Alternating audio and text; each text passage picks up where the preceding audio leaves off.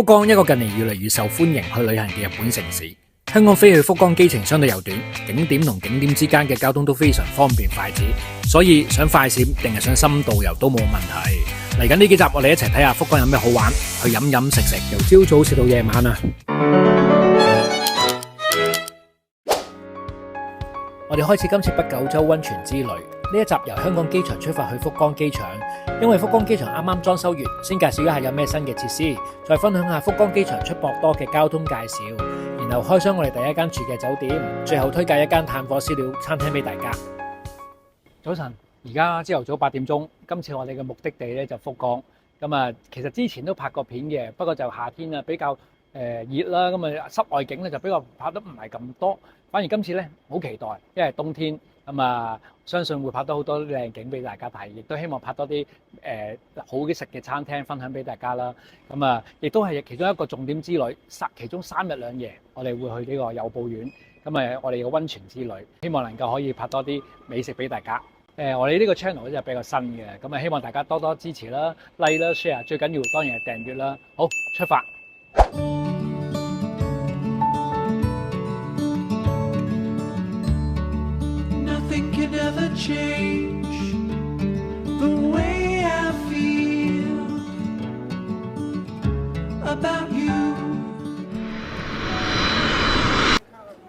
搭咗3個鐘頭機之後咧，就到咗福岡啦。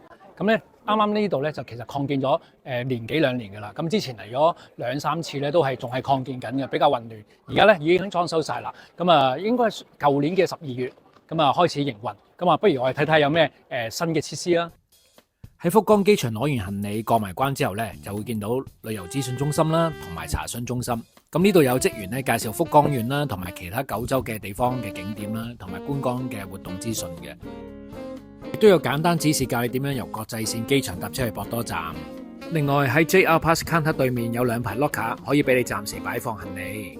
相信大家咧都會唱定 yen 去旅行。呢度嘅兌換點咧就以備不時之需。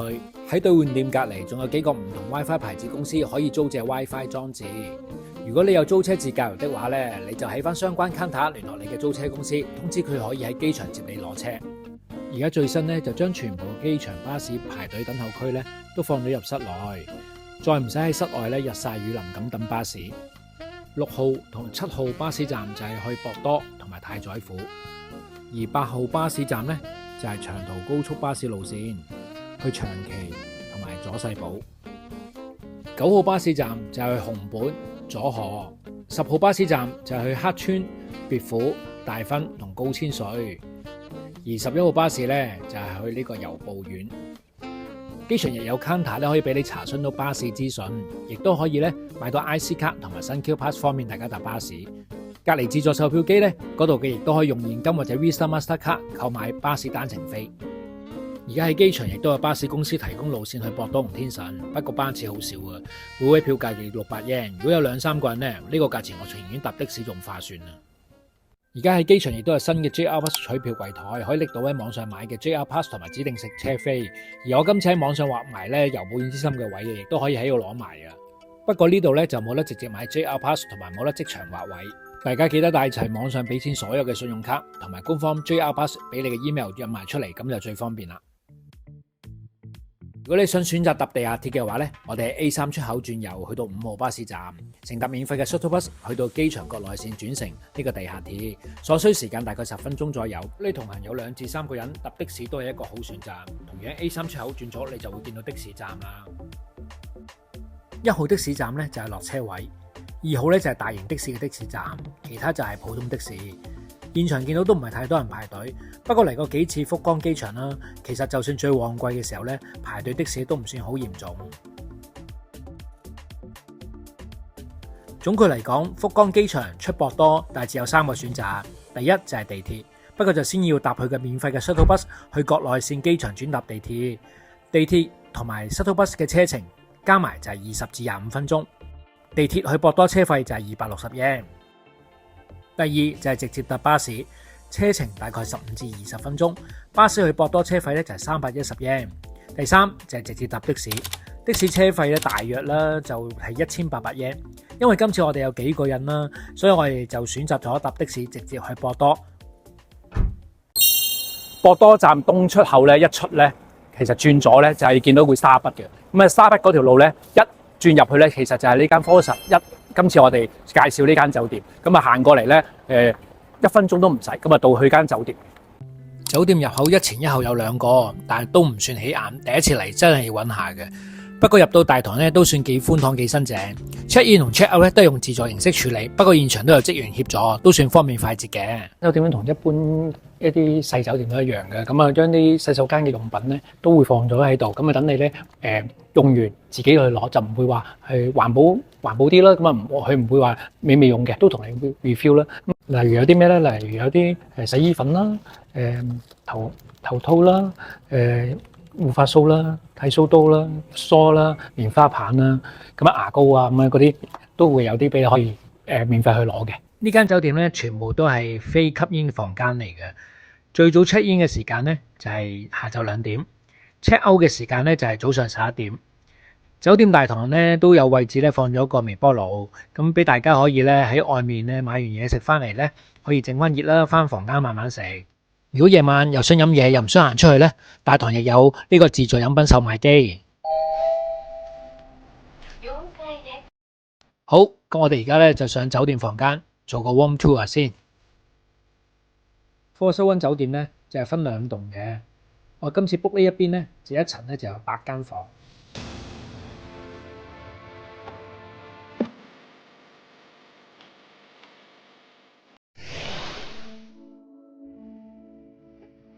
呢間房咧就21平方米，咁啊喺市中講緊叫福岡市中心啦，咁啊我覺得都唔算細噶啦，市中心嘅酒店係差唔多啦，咁啊空間咁 OK 咯，咁啊一張 king size 嘅床，有 sofa 區，咁啊有得插電，有 USB 線，有 Type C 線，咁仲有每一間房咧都會有一個按摩器按摩條腰，咁啊仲有空氣清新機，每一間房咧都會有嘅。咁啊，電視機啦 ，size OK 咯。另外呢間房咧特別有個消毒衣櫃，每一次咧都可以消毒3至4件衫左右。我覺得以一個平價酒店有呢個設施咧，真係算唔錯嘅。咁另外咧，咁啊煲水啦，呢個雪櫃啦，不過雪櫃咧就冇任何嘢嘅，咁啊冇啦，話收唔收費㗎，完全冇。咁啊，另外咧。有2支水，有4包茶包，咁啊有啲唔同種類嘅茶，有綠茶啦，有煎茶啦咁樣，咁唔錯嘅。咁啊最緊要一樣嘢咧，咁啊有個空間俾你開篋，開2個篋都綽綽有餘嘅。洗手間方面咧，只可以用簡潔乾淨嚟形容佢啦。洗頭水、護髮素、沖涼液就有齊備嘅，仲有提供浴巾。但係咧就冇乜位置俾你放到自己帶嚟嘅用品啦、護膚品啊各樣嘢，咁你就要放翻出邊啦。咁呢樣嘢就冇咁方便咯。另外有樣嘢咧就幾中意嘅，就係呢間酒店咧就係大堂嗰度咧都有免費即磨咖啡供應。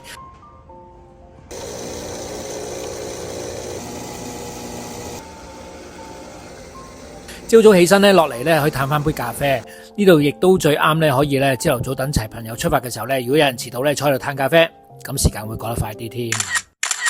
我哋喺酒店搭地鐵由博多搭咗3個站，大約用咗5至6分鐘就去到天神。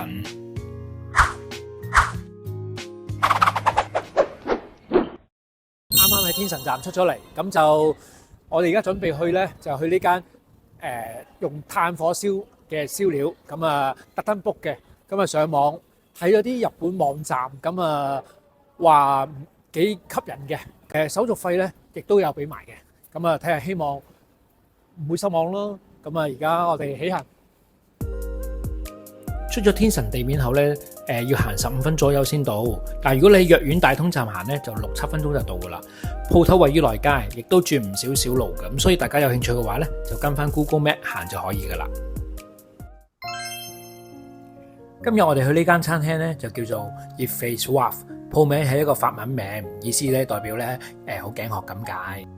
而喺 Tabelog 網站裏邊，佢有3.54分，非常高分啊！間鋪咧坐低咗咧，咁我哋就6點鐘到，暫時人又唔算太多，不過坐下咧就開始悶啦。咁亦都見得到咧，大部分都係日本人，咁旅客咧比較少，因為呢間鋪頭咧喺網上比較少人談論，咁啊，我都喺日本嘅網站揾到出嚟嘅。幾難揾嘅，我哋都由天神站行咗差唔多15分鐘過嚟，咁入有啲細街咁啊，不過唔緊要，我將個Google Map 咧都個 link 咧都擺咗落個資訊欄嘅。因為天氣真係好凍啊，所以決定飲熱嘅 sake。店主就介紹咗4種清酒俾我哋。第一種咧就係埼玉縣嘅神龜米酒，比較濃味嘅。第二種咧就係香川縣嘅粵海浸米酒，係關東地區好出名嘅酒，不過就適宜凍飲多啲啦。第三種就係我哋最後揀到嘅福岡製造嘅旭谷，就係比較淡香啦，冇咁甜啦，口感清爽嘅，大概15% 酒精度啦。第四種就係廣島縣嘅竹鶴清酒，就比較口感比較清爽啊，少少淡香。呢種咧就比較適宜加熱飲嘅，所以最後都有揀到。咁啊，出邊好凍啊，咁一坐低咧就做今次唔飲生啤啦，因為太凍啦。咁啊，嗌咗熱嘅 sake，咁咧嗌咗2種試下，咁一種咧就係旭谷，一種咧就係竹鶴，咁啊睇下好唔好飲啦。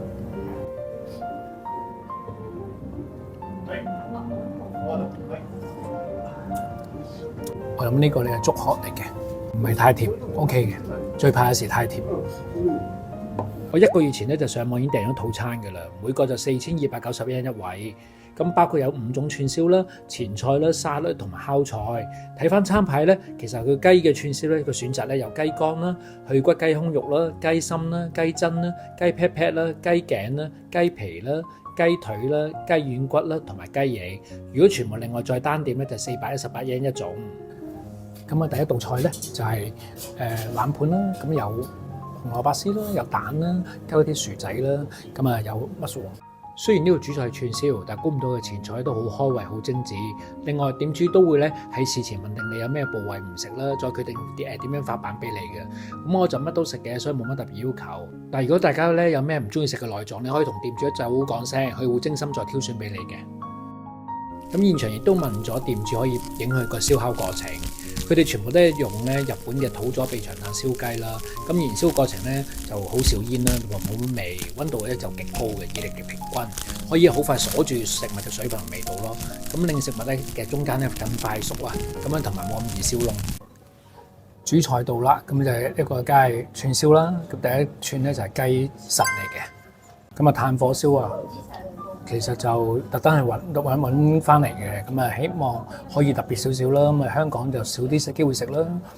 咁同埋香港食嗰啲咧，大部分都比較重孜然粉，比較重孜然粉嘅。咁啊呢度就唔覺會，我聞到就唔覺佢有落咗呢啲。咁啊試下食落去，睇下會唔會係有咩特別，好唔好食先？咁啊燒到好香嘅。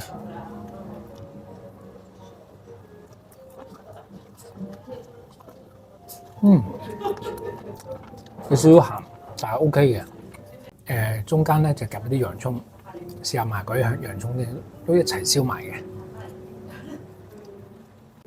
嗰啲鹽咧唔係落得太，即係適中嘅，唔會去到太鹹。食串燒咧最怕咧食到嗰啲好重嗰啲五香粉啊嗰啲咧就好重味，重口味啦。咁你今日去呢度嘅串燒唔算好重口味嘅。呢串雞腎咧就好爽啊，好爽口，連埋洋葱一齊食咧，嗰種味夾埋一齊幾好唔錯。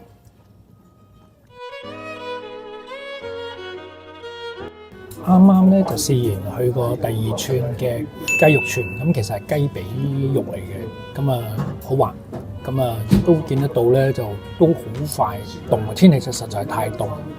都好快凍，所以咧雖然係逐串上，等你食完先上第2串，咁但係都要盡快食。如果唔係都真係好快凍，但係都 OK 嘅，係夠熱嘅。3道串燒咧就係燒蓮藕，哇燒到好脆。燒料鋪頭咧有個特別之處咧就係細細間，雖然人就算坐滿咧都唔會太嘈。同你呢間鋪頭咧。佢又放啲輕音樂，感覺幾舒服。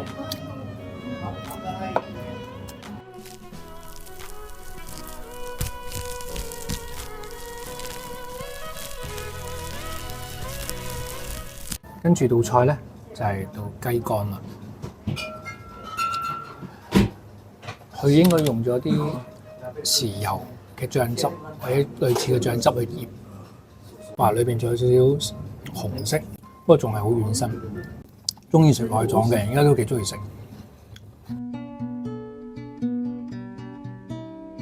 好啦，跟住到菜就係到雞翼啦，燒雞翼啦。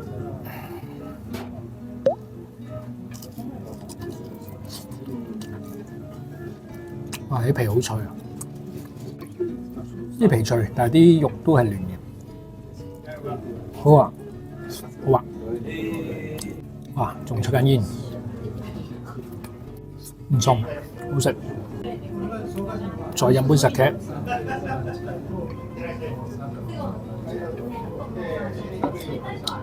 好飲。好嘅，最後一道菜咧就係焗呢個焗雞肉蔬菜通粉。咁啊，好似好簡單，咁但係咧其實佢一焗出嚟咧好香，哇！熱辣嚟成隻碟都係熱嘅。咁我諗一次過嚟焗，啲忌廉味都好重。因為我係1個月前咧已經預訂咗啦，咁喺網上預訂咧就係要成個 set 去訂嘅，咁啊4500 yen 左右啦。佢有啲單點嘅，咁譬如話有啲1人前嘅5種嘅燒料，咁就係講緊係1900 yen 左右，7種咧就係2600 yen 左右。咁如果去到9種咧，咁就係講緊係3200 yen 左右。所以咧，如果咧你哋想唔想話訂個成個 set 咧，咁啊過嚟單點咧最好咧，就真係去開鋪咧就5點早嚟咧，或者6點鐘前，咁咧就唔使排隊。如果星期5、6咧，我相信呢度咧都會包晒。咁啊呢間鋪頭咧好明顯咧，應該個師傅咧就亦都係老闆之一。咁我睇翻資料咧，就2007年開始喺度已經係開鋪噶啦。咁啊逢星期3同星期日都係 close 嘅。咁啊大家可以睇翻嗰個網頁。